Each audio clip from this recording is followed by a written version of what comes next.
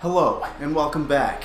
And one thing I'd like you to think about is the things that go on in your mind throughout the day. The things you think about people, the things that you want to do, your wildest fantasies. Now, what would actually happen if you were able to take your power of imagination or thought and it had no limit? Everything you ever thought or subconsciously dreamed of magically came true and manifested itself. Could you hold it back? Could you control it? Would things go better more than they would go worse? Well, here today, I have this little story called Genesis. Now, I picked this up at a nice little bookstore, one that was a little bit reminiscent of the one from The Never-Ending Story, just kind of like beat down and dreary, full of very old books, lots of used graphic novels and things like that. And I picked this one out of pure luck. One might say it was even fate. And I gotta say, I'm so very glad that I did. This actually turned out to be an absolute banger of a graphic novel. It's very short. I believe it's only like 48 pages or somewhere along those lines, but the story that it contains is very, very good. Now, what this is about a young gentleman who kind of realizes that his life has been nothing but a failure, and in an attempt to end it all, ends up gaining the power of complete control over his imagination and the things around him. He's able to manifest trees and help the people around him. And while this may sound good, when you really think about it, if you did have this power, how well would you actually be able to control it? This is kind of a story about racing thoughts, the secrets that kind of go on in your brain during the nighttime, all sorts of different ideas like that. Genesis is by Nathan Edmondson, Allison Sampson, and Jason Wordy. Never heard of any of these people, but from now on, I'm going to be on the lookout for this. And this is also an Image comic, and I gotta say, they knocked it out of the park on this one. So in Genesis, it all starts with him as a child, and he wants to make things, and his parents are very supportive, and they tell him one day, you will change the world for better or for worse. And throughout his life, he's really believed this, and he just kind of wants to help people. So what does he do? He constructs a nice little church, he meets a wife, he tries to help out the congregation as much as possible, until one day he kind of starts realizing that nobody's actually changing, nobody's actually doing anything better for themselves. They're just showing up and leaving and turning out and just the same things over and over and over again. And inevitably, he starts to kind of feel like a failure, you know? He spent a lot of his life trying to help all these people, and it's not really doing anything. People are just kind of going through the motions, doing the things they think they're supposed to. And after a while, he just kind of can't take it. So he takes the choice to hurl himself off his own church building from the steeple, and everything fades to black. And all this is illustrated with some really beautiful artwork, alright? It all comes off as kind of sort of sloppy, but I think it comes off as the right choice when you get later on down the book, you know, when things are changing. But we'll get into that a little bit later. Soon, the main character named Adam, he kind of wakes up in this hospital bed, and he's wondering what is going on. He has no scars, he has no perforations, his head is perfectly intact, and he feels just fine, alright? And he's kind of wondering where everybody is, to when suddenly a man shows up. A man with some purple skin. And he's kind of just wondering, you know, what the hell is going on here? He asks him who he is, and this man says, who are you? And after a while, some kind of funny confrontations, this man kisses him on the head. And this is where everything begins. Suddenly his wife walks into the room, and he goes, where is this purple man? And she kind of starts asking, you know, what are you talking about? And he kind of just brushes it off briefly. He's not too worried about it. She tells him it's time to go home. You seem fine. The doctor said everything's okay. He can't really believe how this could possibly be happening, considering the fact that he just hurled himself off the top of a steeple. But he's ready to go home and enjoy the rest of his life with his wife, with this new second chance. And as they get home and across the days, he starts kind of like picking at his skin, and he starts noticing everything's just kind of healing, you know, and he doesn't really understand what's going on until one day his wife tells him, come in, I just made some soup, it's been days since you've eaten, and I'd just like you to kind of sit with me. So he does decide to do that, but he starts looking a little bit dreary over his soup or whatever, and his wife's kind of noticing these things, and she's kind of like, yo, did you want something different? You know, is there a problem with this soup? I spent a lot of time on this soup, and you just don't really seem to give a fuck. And he says no, you know, he says, I just wish maybe we had some bread. And poof, out of nowhere, some bread appears on the table. And this, in fact, is the start of the end of the world. Quite a crazy intro. I really love how this book does everything in it. There's a lot of really great moments in this. The artwork is really good, the coloring's super good, the writing's pretty good. There's only a few things at the end that I would say could be done a little bit better. For $6, and for what you do get in this, it was all definitely worth a read. But anyway, suddenly, a whole pile of bread appears. This is like a scene out of Oblivion, alright? This is like a living duplication glitch in Oblivion. 1 watermelon plus 2 scrolls equals 2 watermelons. Alright, now 2 watermelons plus 5,000 scrolls equals a game that crashes.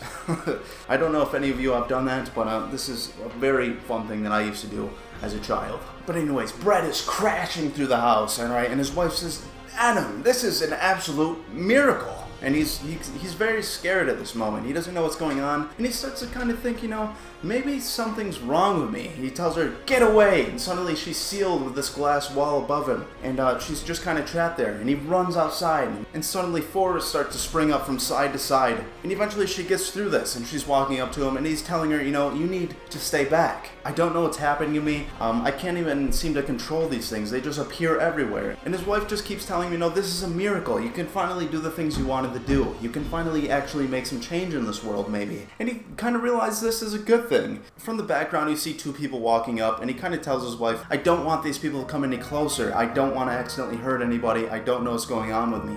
Something is wrong. And suddenly, his house on the hill starts spiraling out of the ground into these impossible pieces of landscape. And it's very interesting, the writing is very good. It's very Inception-like. All the depths and different things that change make it kind of confusing to actually see what's going on. The world just becomes a fisheye lens almost. And like his wife said, you can finally change things, Adam, alright? This is your time. And he takes this to heart, and this is what he starts doing. He starts traveling the planet, he starts feeding the hungry, he starts building repair shelters, and sometimes they don't always pop up right, alright? But he has the power. He can fix them, he can go back and change them. And suddenly, within 4 to 5 days, basically the whole world's hunger problem is solved. Shelter solved, alright? He is basically the king of this planet. He's being followed by a slew of people that love him. Eventually, this starts to become a lot, but he is just glad that he can actually do the one thing that he's always set out to do in his life, and that is help people. So after all this, he kind of tells his wife, if this is actually a gift, then I'm going to make a gift for you. He ends up making this giant castle, alright? He says, I made this castle,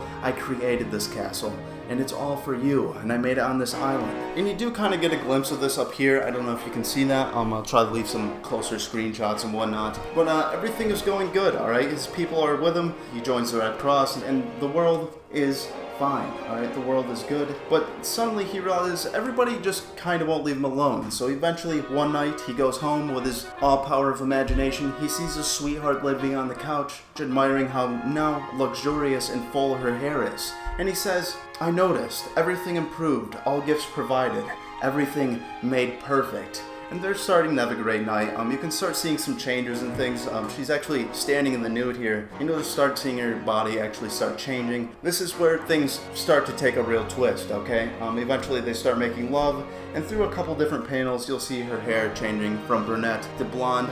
By the time they're done, she actually notices this, and she starts kind of freaking out, saying, Adam, you've totally changed me. Her facial structure's different. Her body's completely different. She's essentially a different person with the same mind, and she's kind of mad, and she's asking, Adam, change me back.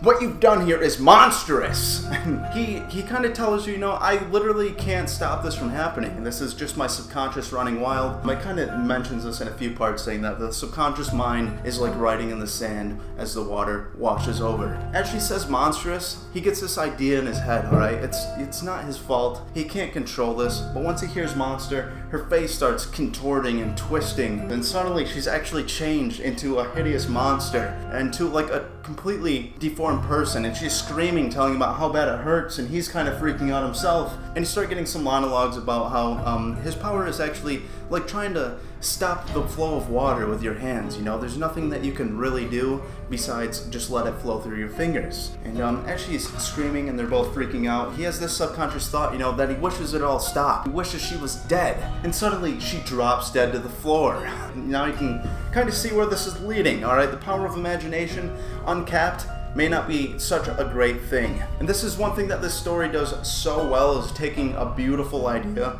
and just twisting it into reality. And I thought that was especially great. So from here, Adam runs outside. He can't handle this. He just killed his wife, the lady that he loves, the one that helped him change the world, bolstered him up through all these people. And he sees all the townspeople outside, they're saying, help me. Please help us. We need all this stuff. And he's just thinking, go Go away! I just need some space. I just killed my wife, alright? I changed her into a hideous monster after we just made some great love, alright? Things are not going great for me. And suddenly a black hole emerges from the ground and swallows all these thousands of people at once. And he's just like, oh my god, I literally thought it.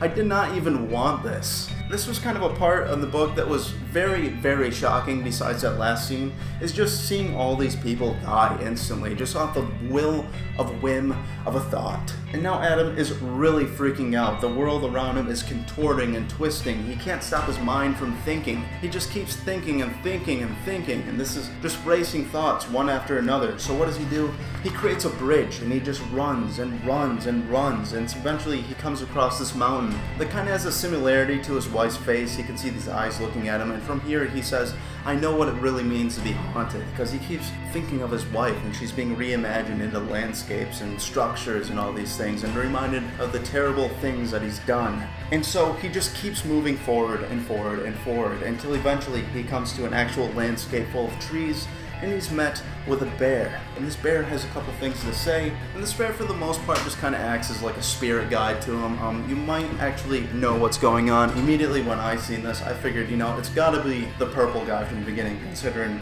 his text bubbles are the exact same color, alright? That's just kind of a dead giveaway. But the bear does serve as a guide, and Adam keeps asking him questions throughout this, and he kind of starts getting sick of him, and he just keeps telling me, no, I don't know anything more than you do. I didn't do any of this. This is all you're doing. I am merely basically just a figment of your imagination, alright? This is a straight up Ratatouille moment. But that does not cease any of the questions, and they kind of just go on a walk, and they just keep going and going, and he's asking all these questions, and he says, what do you think I am? A bear. I'm only a bear if you are. Stop with the riddles. Why is this happening to me? Fix it. Fix everything, please. And the bear says, I didn't do this. I can't take back the things that I have not done. And Adam kind of realizes this seems very similar, and he says, it was you though. You gave me this power. And the bear says, how could I do this? I'm only a bear. Adam says, then I'll make you something else. And the bear kind of tells me, no, you can't change what you didn't create. And from here, Adam realizes that he's in an actual living nightmare. He can't control any of his situation around him, and suddenly the landscapes and everything start twisting and folding into these nightmare dimensions, and it's just too much to handle. He's seeing things in the clouds. The landscape around him is being changed into monsters, and he ends up actually trying to hurl himself off a cliff for the second time. And what he doesn't know is that his subconscious doesn't want to die, alright? The value of his life outweighs the guilt that has followed him all this way through. And suddenly a tornado pops up, and it's just holding him in the air. He talks with the bear a little bit more about how he's unable to actually kill himself, and suddenly he realizes, fine, I can fix it. I can fix it. I can make anything. I can make it new. And he starts kind of thinking, that he's a god, alright? Even though the townspeople that revered him as a god, and he told me he wasn't, he realizes that, maybe I am. And suddenly, new life is being manifested. Trees are being born. Old townscapes are being born. He starts thinking of his childhood home and the neighborhood around, the things that he knows the most, and he starts recreating these things. And eventually, he winds up with the bear at his new childhood home, and the bear says, do you expect your parents to be here? And he says, I did. I made them. And walking in, he is greeted with his actual parents. His mom's sitting at the kitchen, his dad's sitting watching a sports game or whatever, and he goes up to talk to her, and she's not responding. She's not really doing anything other than the simple motions of life. This really frustrates him. He doesn't know why they're not talking to him. And after a few more questions with the bear kind of tells him, you can't create actual existence. You can't create consciousness. You can only manifest physical objects in the terrain around you. And I'm just kind of wondering, then, are they even real? And the bear says, they are real. You can touch them and feel them. They are there. In the same way that that you can make people, but you cannot bring them back. You cannot manifest their souls, can you? And he kind of goes on to keep trying to talk to his parents, and nothing happens. They turn to dust. Alright, they are no more. And then he says, but I haven't killed them either. Neither have you made them alive. I made the grass is alive. You repeated the grass. You did not make it. You manifested something that exists already into being. And Adam's getting insanely frustrated. He says, what is the point of these powers if they are not limitless? And the bear kind of starts telling him, these are things that you've always had. This is all just your imagination. Has anything actually changed, or are you just bending the things that are already there? And this whole part is a little bit confusing, how this bear is kind of telling him, that nothing's actually ever changed. It seems like it's changed, considering that he created a black hole and killed thousands of people. He thought his wife into a monster and then killed her unconsciously. It seems like maybe there is some powers, and it does seem like the world around him is changing. But anyways, they sit on top of this tree. The tree starts rising into space as they're kind of talking, and Adam's just getting more and more mad. And he kind of grabs his bear and he says, who gave me this power? The bear just kind of tells him, you know who it is. And suddenly, the purple man who kissed him on the forehead comes into existence next to the bear. And then he says, it is you! It is you who did this! You destroyed everything! This is all your fault! And he grabs him by the throat. And he plunges him off another cliff. He needs more answers, so suddenly he spawns a new cliff into existence, and they're rolling on the ground, and he's kind of bashing him in the face, and he says, tell me what happened. I thought you were an angel before. You are the devil. I am neither. Then what are you? And this man just kind of starts saying, you think you have the power of manifestation. Well, how can you say it's your power when you can't even control this? I do. And suddenly this giant kraken spawns from the ground, and it's such a crazy scene. Adam kind of fights back. He starts saying, stop, stop, stop. And suddenly it does stop. And the man says, like you've stopped, like you controlled yourself before destroying everybody, before burying her. Adam is pulled down in the water, and he's actually drowned. And this gets a little more confusing because suddenly there is no more water. And the purple man says, you've been drowning me since this began, and you haven't stopped whining, even though you control the rising oceans. It's killing me. And he kind of flips this all around and he says, you're the one that's drowned. I can control this. I control the rising and falling of the mountains. And he tosses him off another cliff onto these kind of like spiky bushes or whatever, and suddenly he gets to say his last questions. Mortal after all, as you see this man kind of spiked against this thing, bleeding out. So if you're not an angel and you're not the devil, no, unfortunately I am neither. It's Adam that is spiked on this thing. Alright, things are getting very confusing here. This is when I start to get a little bit lost, alright? Because Adam did jump off this thing. He did see this man in the room. And if you kind of think about Adam without hair, he does kind of look like this bald purple man. But suddenly you start seeing blood. Blood flowing down the entire world. And then you kind of just get this last monologue, and it says, it started like it ended with my death. In the world is a magnificent place. I can still hear the bear. I can still hear the bald man. Voices in my head, but they're gone with me. Just a memory to the world I've forever altered. And then suddenly, he is back in his congregation, alright? He's back in his little church. You see the toy blocks in the beginning with a little child imagining the things he wants to build in the future. And it just ends the same way that it began. It says, they said I'd change the world for better or for worse. And after this, you kind of just get to see the sketching process, how they go from pencil to ink to color to the actual dialogue. It's pretty nice that they include these. You actually get to see every single page on one, so you can just kind of have a fast look at all the art and things like that. I thought that was cool. They got some extra variant cover arts and things for the magazine. Overall, that is the end of Genesis. This was an incredibly interesting read. Like I said, I can't really give you an explanation for the ending other than it was him the whole time, and suddenly this fall knocked something loose in his brain and gave him the ultimate control of imagination, the world, the powers that be, essentially turn him into an omnipotent god, able to do whatever he wants, no matter who it hurts and no matter what he actually wants. His thoughts just come to life. And I thought it was a really interesting take on superpowers. What would it be like if you could just manifest things with your brain? How exactly would you control that? And it's just a really good take on that. I don't think you necessarily would. I don't think it would be like an on-off switch. And this is just a great story of racing thoughts, the subconscious underneath, and what will come to life when you do have that kind of power. It does a really great job of just being interesting all the way through. Like I said, this is really short. I didn't cover exactly everything in this, and I do think you should pick it up for yourself. It's a great one for the collection, and I'm just so glad that I found this.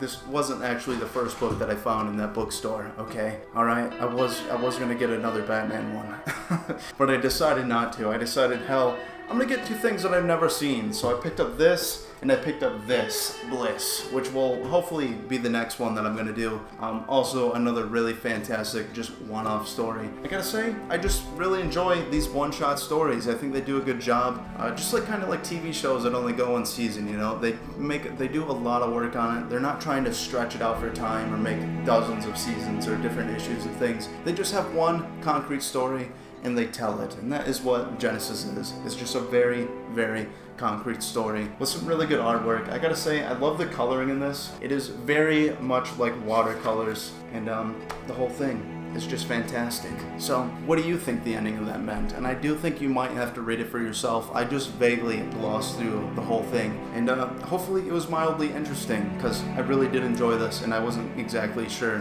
how to approach it. This is kind of the second time that I've recorded this video. The first one, I was just doing like a straight up retelling of every page, and I just realized I don't want to do that. The channel's called From the Heart because I want to retell these stories from the heart, tell you my opinions from the heart. So basically all these are just right off the top of my head.